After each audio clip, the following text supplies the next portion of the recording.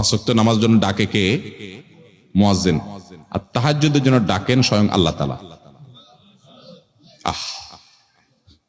তাহাজ্জুদের জন্য কে ডাকে? তাহাজ্জুদের জন্য আল্লাহ সুবহানাহু ওয়া তাআলা। হাদিসে আসছে নবী করিম সাল্লাল্লাহু আলাইহি ওয়াসাল্লাম বলেছেন যে রাতের শেষ প্রহরে আল্লাহ তাআলা দুনিয়ার আসমানে এসে বান্দাদেরকে ডেকে ডেকে বলেন, আলা মিন মুবতালান ফাউআফি আলা, আলা মিন মুস্তাগফিরিন হাল মিন মুস্তাগফিরিন ফাগফির আলা।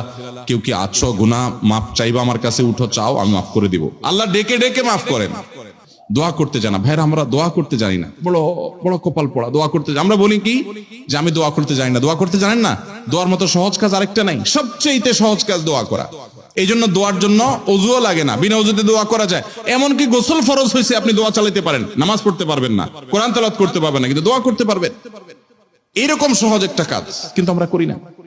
আপনি একা একা হাঁটছেন, আপনি আল্লাহর সাথে কথা বলেন। দোয়াটা মানে হলো মুনাজাত মা আল্লাহ। মুনাজাত মানে হলো কানাঘুষা।